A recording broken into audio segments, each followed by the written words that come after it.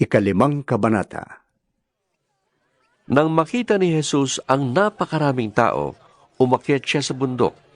Pagkaupo niya ay lumapit ang kanyang mga alagad at sila'y tinuruan niya ng ganito. Mapalad ang mga taong walang inaasahan kundi ang Diyos, sapagkat mapapabilang sila sa mga pinaghaharian ng Diyos. Mapalad ang mga nagdadalamhati, sapagkat aaliwin sila ng Diyos. Mapalad ang mga mapagpakumbaba, sapagkat tatamuhin nila ang ipinangako ng Diyos. Mapalad ang mga nagmimiting makatupad sa kalooban ng Diyos, sapagkat ipagkakaloob ng Diyos ang kanilang minimithi. Mapalad ang mga mahabagin, sapagkat kahabagan sila ng Diyos. Mapalad ang mga may malinis na puso, sapagkat makikita nila ang Diyos. Mapalad ang mga gumagawa ng paraan para sa kapayapaan, sapagkat sila ituturing ng Diyos na kanyang mga anak. Mapalad ang mga inuusig dahil sa kanilang pagsunod sa kalooban ng Diyos, sapagkat mapapabilang sila sa mga pinaghaharian ng Diyos. Mapalad kayo kapag dahil sa akin ay nilalait kayo ng mga tao, inuusig at pinaparatangan ng lahat ng uri ng kasamaan na pawang kasinungalingan. Magsaya kayo at magalak, sapagkat malaki ang inyong gantimpala sa langit. Gayon din ang ginawa ng mga tao sa mga propetang nauna sa inyo. Kayo'y asin ng sangkatauhan. Subalit kung mawala ng alat ang asin, paanong mapapaalat uli iyon? Wala na yung kabuluhan, kaya't itinatapon na lamang at tinatapakan ng mga tao. Kayo'y ilaw ng daigdig. Hindi ba itatago ang isang lunsod na nakatayo sa ibabaw ng isang burol? Walang taong nagsisindi ng ilaw, at pagkatapos ay inilalagay yon sa ilalim ng takalan. Sa halip, inilalagay yon sa talagang patungan upang matanglawan ang lahat ng nasa bahay. Gayon din naman, dapat ninyong paliwanagin ang inyong ilaw sa harap ng mga tao, upang makita nila ang inyong mabubuting gawa at papurihan ang inyong amang nasa langit. Huwag ninyong akalaing naparito ako upang pawalang bisa ang kautusan at ang mga turo ng mga propeta. Naparito ako hindi upang pawalang bisa ang mga yon, kundi upang tuparin. Tandaan niyo ito, kahit maglaho ang langit at lupa, ang kaliit-litang bahagi ng kautusan ay di mawawalan ng bisa hanggat hindi natutupad ang lahat.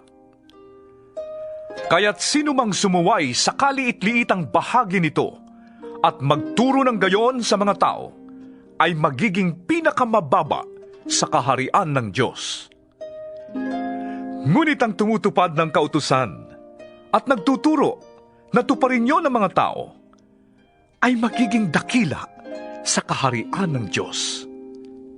Sinasabi ko sa inyo, kung ang pagsunod ninyo sa kalooban ng Diyos ay tulad lamang ng pagsunod ng mga tagapagturo ng kautusan at mga Pariseo, hindi kayo makakapasok sa kaharian ng Diyos. Narinig ninyong iniutos sa mga tao noong una, huwag kang papatay. Ang sinumang pumatay ay mananagot sa hukuman. Ngunit sinasabi ko naman sa inyo, ang sinumang napupuot sa kanyang kapatid ay mananagot sa hukuman. Ang humahamak sa kanyang kapatid ay mananagot sa Sanhedrin. At sinumang magsabi sa kanyang kapatid, ulul ka, ay nanganganib na maparusahan sa apoy ng impyerno.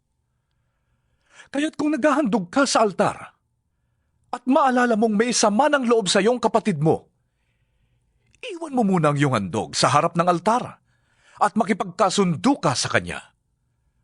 Pagkatapos, saka ka magbalik at maghandog sa Diyos. Kung may ibig magsakdal sa iyo, makipag-ayos ka agad sa kanya bago makarating sa hukuman ang inyong kaso. Kung hindi dadalhin kanya sa hukom, at ibibigay ka nito sa tanod, at ikukulong ka naman sa bilangguan. Sinasabi ko sa iyo, Hindi ka makakalabas doon hanggat hindi mo nababayaran ang kahuli-hulihang sentimo ng dapat mong bayaran. Narinig ninyo na iniutos noong una, huwag kang mangangalunya. Ngunit sinasabi ko sa inyo, ang sinumang tumingin sa isang babae ng may mahalay na pagnanasa, ay nangangalunya na sa babaeng yon sa kanyang puso. Kung ang isang mata mo ay nagiging sanhi ng iyong pagkakasala, dukitin mo ito at itapon. Mabuti pang mawalan ka ng isang bahagi ng iyong katawan kaysa ang buo mong katawan ang itapon sa impyerno.